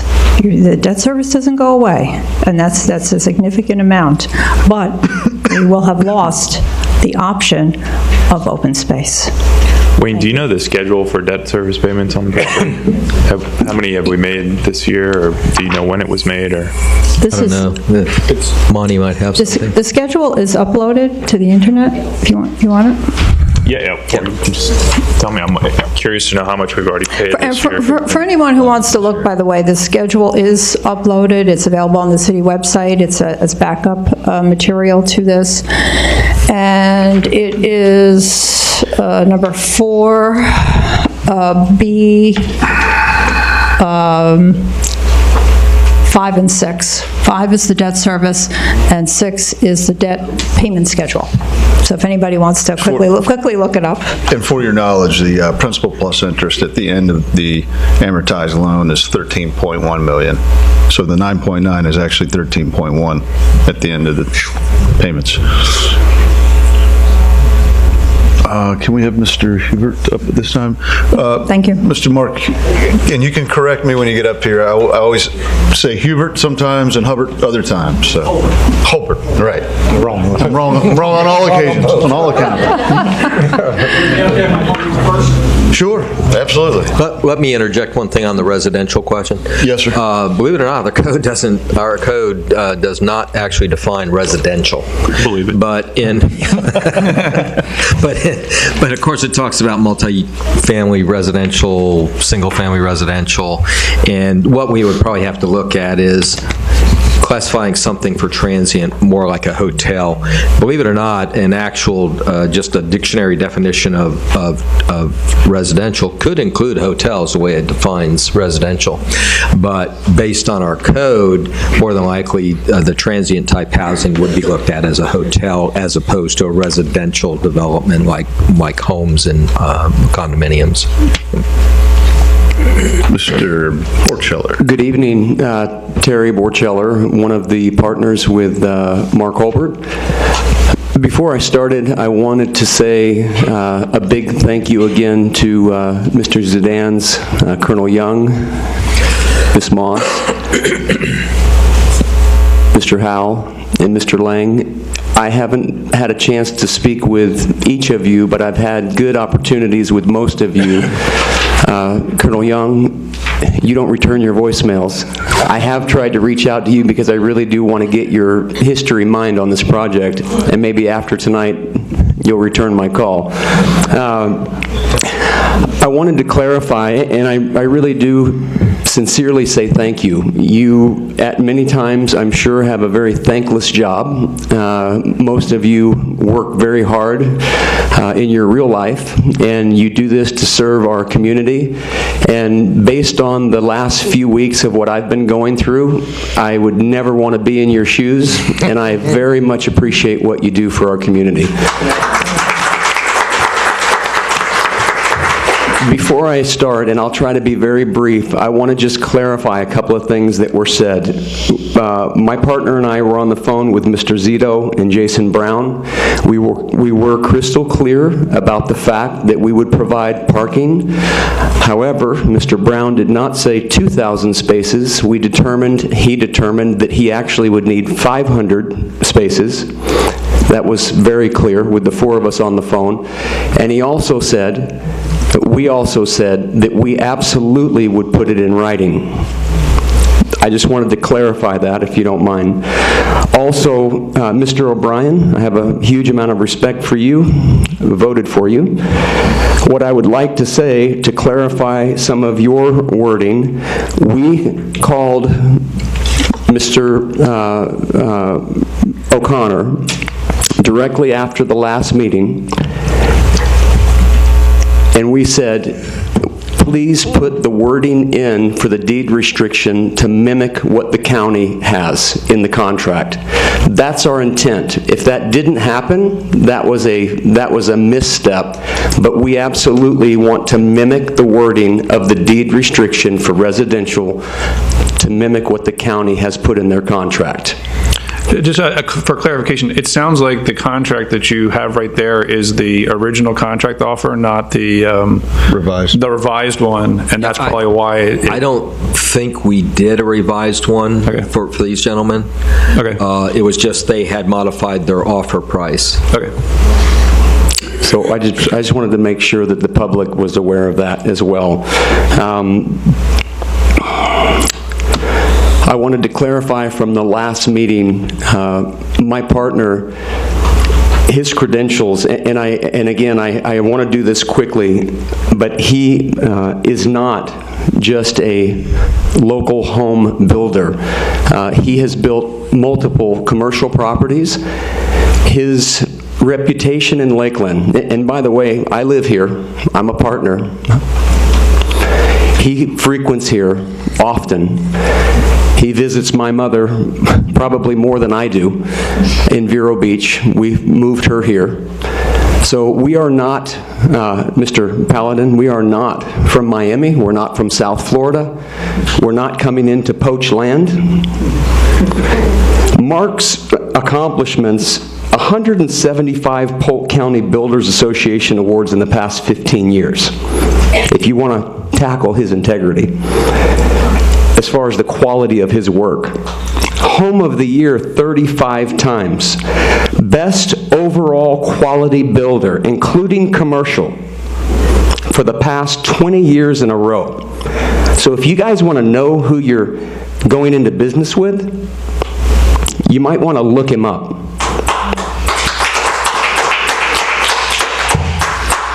Our site plan, we've already gone over it with the City Council, and I'll briefly touch on it again. We are wanting to do a hotel. We're hoping to do, it will not be a Super 8, I promise you. Anything that my partner and I have done in the past is first class. I've spoken about the work of my partner, but as a man, the one word that comes to my mind with him is quality. He's a quality guy, and he produces quality work. And I can promise you that will be coming to Vero Beach. We're hoping with the hotel to do a conference center. That is something that we are going to be talking with Major League Baseball about. We would like to see a museum possibly connected to that conference center. That's, for us, that's a pie in the sky. The hotel is not. But we're hoping that that could happen. We think it would be a great fit for Dodgertown. We've talked about the urban market, which the urban market, if you look around, not just big cities, but small towns all over the country, they're prospering the economies where they go. Families want to be there. There's a lot for everybody to do, and that location would be a perfect spot for it. The pocket parks that we've mentioned, I have not given this number publicly to you, but we've sat down with our architectural engineer, and we've come up with about 44%. This is an estimate. It's not a guarantee, but it is an estimate on our side based on our site plan, so it's not pulling a number from the air either. We have 44% of open space, green space, and this is for the public, because for some reason, when you think of open space, green space, you're thinking of one field. Within our site plan, we have 44% of open space, green space, estimated, when it's completely built out. The Hometown Heroes, I have a direct friend of Sharon Robinson. We are going to reach out to her. Jackie Robinson will be honored. Not only will baseball be honored here, which it will be, but we will honor many of the heroes of Vero Beach. That's the plan. The tax revenue and jobs alone, hopefully most of you have the information that we've come up with for our site plan. Estimated over $300,000 in tax revenue to the local and state schools, to the city, to the county, to the emergency services. As a businessman, in my mind, that alone should push us to the finish line. We're estimating 250 jobs with what we're going to create on that beautiful land. I'm sick and tired of people calling Vero Beach Zero Beach. Our young people need a place to work. They need more jobs.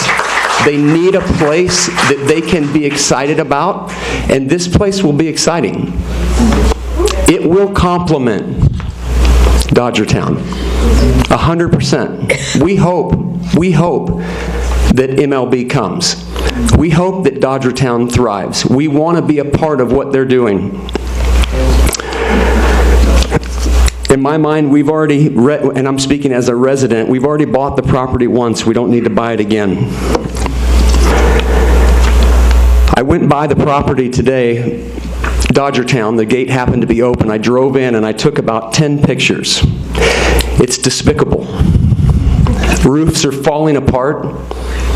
They're falling down. You can't walk through there because you may end up with a lawsuit. The place needs just a coat. The analogy, you know what, a coat of paint does a lot of good. I don't know how many more coats of paint they can put on over there without having some maintenance, but I'm telling you, it's embarrassing what the place looks like right now if you drove over there.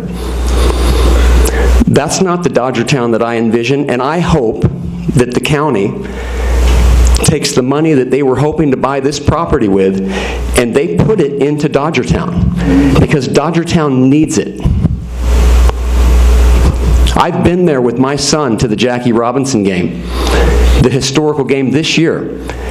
People want to be proud of that place, but the way it looks right now, it's a mess.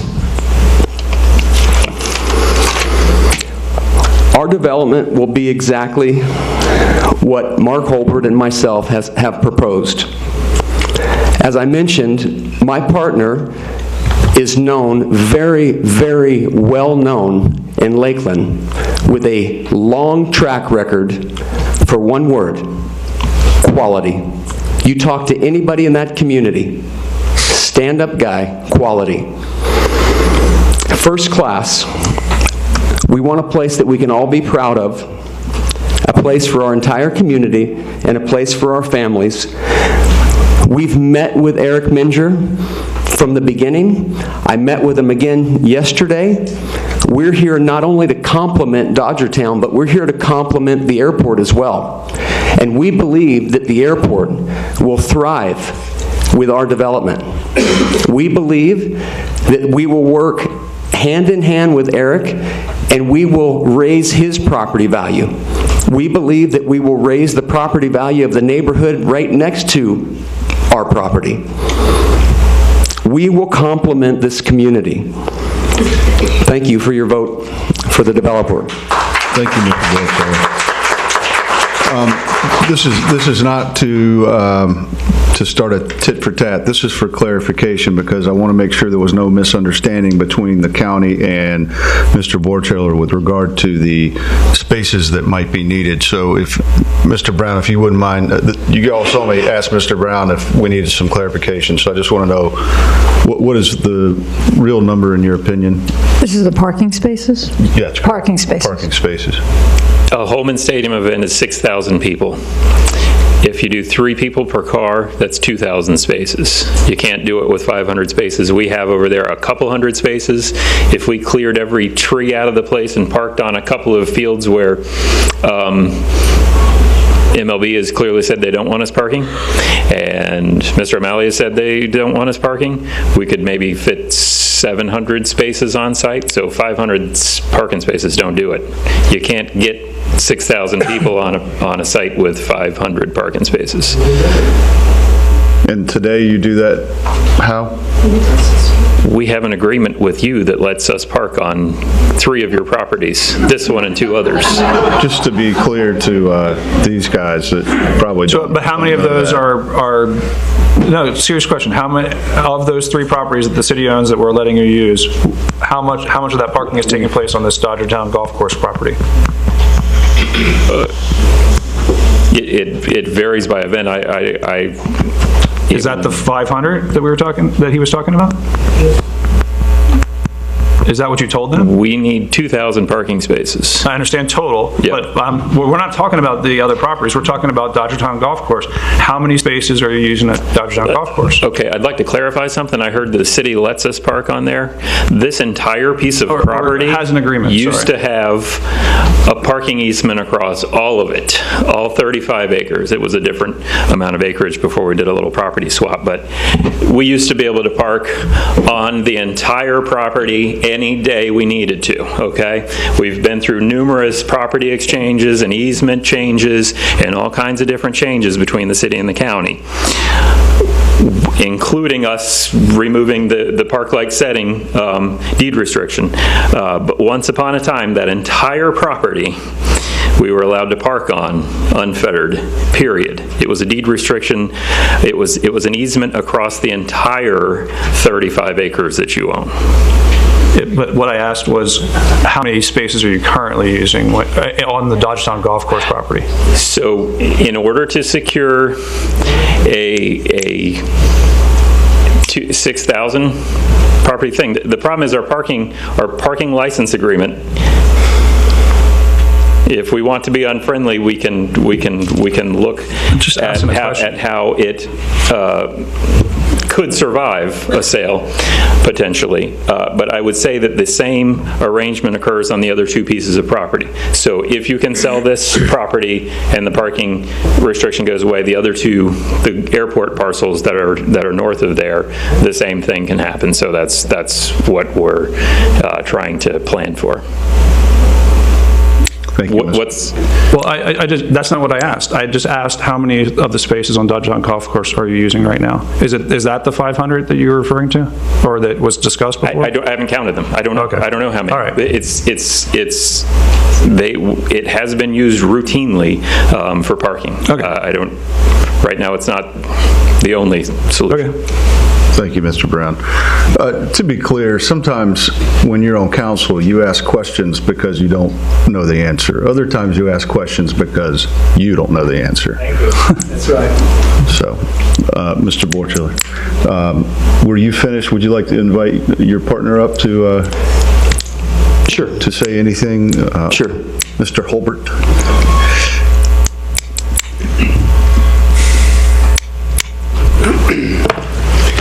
I'm fighting a little cold, so excuse me. But thank you for your consideration again. And I think Terry did a good job of clarifying most of the issues. I do want to make sure it's clear that we are in agreement for the deed restriction of no residential on the property. I'll sign that tonight if I need to. As far as the I don't want to get into the parking thing other than we did have a verbal agreement with the county to work with them in any way they see fit to accommodate Major League Baseball for their parking needs, and we would be willing to put that in writing.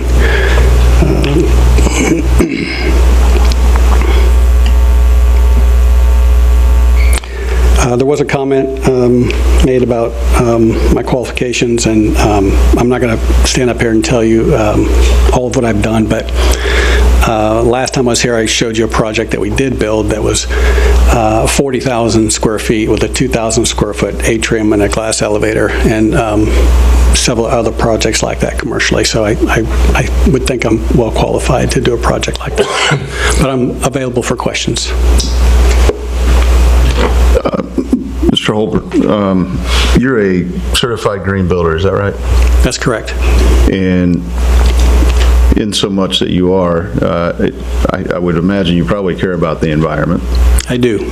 And it's my understanding that you've devoted within your plan quite a large number of acres that would remain green space and still fit the plan development. Is that correct?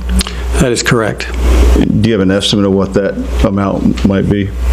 When we talked to engineers, it was pushing the 40% mark, but not so much the numbers, but when people go somewhere to enjoy something well done, density is not. Density is what you go after when you're going after every dollar. It's not that important when you're trying to draw a crowd, when you're trying to do a nice project in a nice community. That's what we're trying to do. I could put a whole lot more in that site plan, but that's what we feel is honoring the wishes of the council and the community. And frankly, when people come to enjoy it, it's just more enjoyable. Thank you for that answer. Does anyone else have any questions for Mr. Holbert? Let me ask a question. Have you been in contact with Major League Baseball? I have not. Have you, any between you and your partner, any contact? I have. Okay, because I would be very interested because, you know, That was Mr. Borchello for the record stating, that was Mr. Borchello for the record stating that he had. Okay, I was using it as a partnership, okay, but not you specifically, the partnership, and I'd be curious on that. And as you look at the plans that you have in mind, how would that, I mean, how does that complement the vision for a Major League Baseball hub? Can you talk to that? I'm sorry, what's the question? How would it complement bringing Major League Baseball to Vero? How would our community complement? Your play on how, talk to me how that would complement bringing Major League Baseball here. Well, first of all, we would work with them, you know, with the parking, but as a complement, if you're at the historic Dodgertown and you had a community like this next door, you would go and eat. You would go and shop. You would go enjoy the facilities, much more than just a place to park. Okay, thank you. And there's the question of economic impact and things of that nature as well. Yeah, I just, again, as I'm trying to understand, I'm just trying to picture the other entities that are there right now. It includes St. Helens Harvest Festival, those types of events, the Jackie Robinson game. Would there be any conflict with, as you're seeing the development in your mind for that? I don't see any conflict, but I'm not fully aware of what all goes on in those events. Okay, all right, thank you. Back to the parking, on the conversation that there was an option, and we were open to it, to include grass parking. There's a way to do that that is not to where when it rains, you get out and you step in the mud. There's special drainage features that you put underneath sod, and you can have grass parking, and we were open to that. Okay, and one of the concerns that was brought to my attention was just the additional volume of traffic. How would you manage that in regards to developing that area? Any thoughts to that? Additional traffic from the events? As your site plan, bringing additional traffic into that corridor, is there a engineering mitigation that you have as you develop that? Yeah, the engineers that design the site plan take that consideration with turning lanes. They're major roads. I don't think that it's going to be that much of an impact. Something that you may not be aware of, Mr. Holbert, we're currently working on trying to widen aviation, and 43rd is scheduled to be widened as well. Is that correct, County? Jason? Right, so those two roads we hope will be widened within the next. Having served once on planning and zoning, it's all part of the planning and zoning process that you have to be able to show that you're able to handle the traffic and all that. Or else they don't let you develop it to the level that you were going to develop. So it's the next step. Yeah. Okay, next step. All right. Mr. Borchello, can you enlighten us on dialogue that you had with MLB?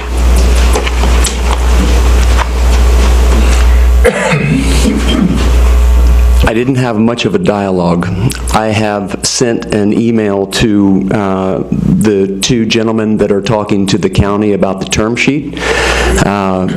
They didn't respond. I've talked to Karina, which is one of the gentleman's assistant, spoken with her a couple of different times, and they have not returned my phone call. I didn't want to muddy the waters for the county. I was trying to be respectful, but at the same time, I did want to get some information. I wanted to find out if there was anything else beyond this term sheet, because MLB is mentioned multiple times every time the county's involved, and from what I'm reading on the term sheet, there's nothing that involves our property at all.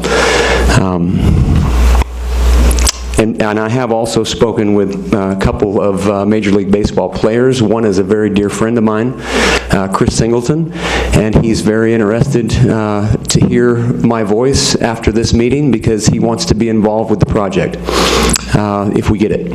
So that's as close as Major League Baseball that I've gotten as far as speaking to somebody. Thank you. Mr. Borchello. You're welcome. Mr. Borchello, you if you'd like, do you want to elaborate? You've already spoken to this once, I believe, the September meeting. Do you want to elaborate on just a few of the ideas that you had with regard to memorializing some of the figures who have come through Major League, through baseball, the Dodgers specifically, over time? Absolutely. From the beginning, we heard the community with their expression of the importance of the history of this property. Obviously, baseball is the paramount sport that we're focusing on, but my thought was, instead of just having baseball, why don't we have different influential people within our community, not just baseball, but there's been a few players that have gone to the NFL from Vero Beach High. We've had military personnel that have given their lives. I personally love the story of Piper, how they came to the community. A lot of people in our community have no idea how they got here. So what we're planning to do is we're planning to, and again, this is conceptual, and we have several different ideas. One of the ones that we like is a Frisbee-size monument that has the profile of the person that we're trying to highlight. For example, Jackie Robinson. Below his profile, we've got his personal information, where he was born, his birth date, when they died, if that's the case, or if they're still living. Below that is how they interact with Vero Beach.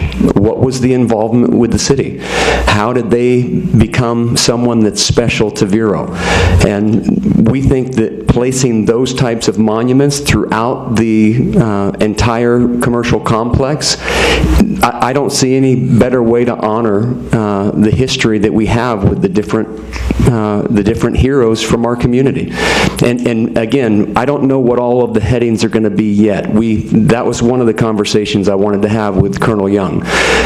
We want to not only clarify the headings, but we also want to know how many under each heading would be inducted, because you can only do so many monuments. And we're thinking maybe 20 or more monuments, because we got a lot of heroes in this community.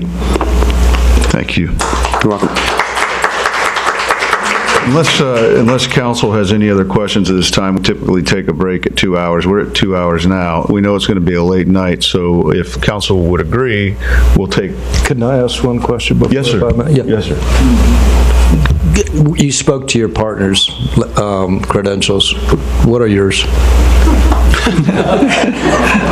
I've done business with Mark. He and I have done different developments together for a long time. Again, I said this in the September meeting. I've known him for 40 years.